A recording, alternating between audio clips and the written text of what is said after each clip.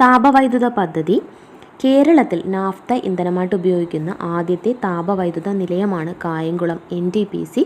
പ്രവർത്തനം ആരംഭിച്ചത് 1999 ജനുവരി 17 സ്ഥിതി ചെയ്യുന്നത് ആലപ്പുഴ ജില്ലയിലെ ചൂളത്തെരുവാണ്. കായംകുളം NTPC ആണ് Rajiv Gandhi combined cycle power project എന്നറിയപ്പെടുന്നത്. ഇതിൻ്റെ സ്ഥാപിത വൈദ്യുതോൽപാദന ശേഷി എന്ന് പറയുന്നത് 350 മെഗാവാട്ടാണ്. അച്ചൻകോവിലാറിലെ ജലമാണ് ഇവിടെ കൂളിംഗ് വാട്ടറായിട്ട് ഉപയോഗിക്കുന്നത്. അസംസ്കൃത വസ്തുവായിട്ട് ഉപയോഗിക്കുന്നത് നാഫ്തയാണ്. KSEBയുടെ കീഴിലുള്ള താപവൈദ്യുത നിലയങ്ങളാണ് ബ്രഹ്മപുരവും നല്ലളവും. കേരളത്തിലെ ആദ്യത്തെ ഡീസൽ വൈദ്യുത നിലയമാണ് ബ്രഹ്മപുരം. എറണാകുളം ജില്ലയിലാണ്. അസംസ്കൃത ഇന്ധനം ഡീസലാണ്. കേരളത്തിലെ രണ്ടാമത്തെ ഡീസൽ വൈദ്യുത നിലയമാണ് നല്ലളം സ്ഥിതി ചെയ്യുന്നത് കോഴിക്കോടാണ്. ഉൽപാദന ശേഷിയുടെ അടിസ്ഥാനത്തിൽ KSEBയുടെ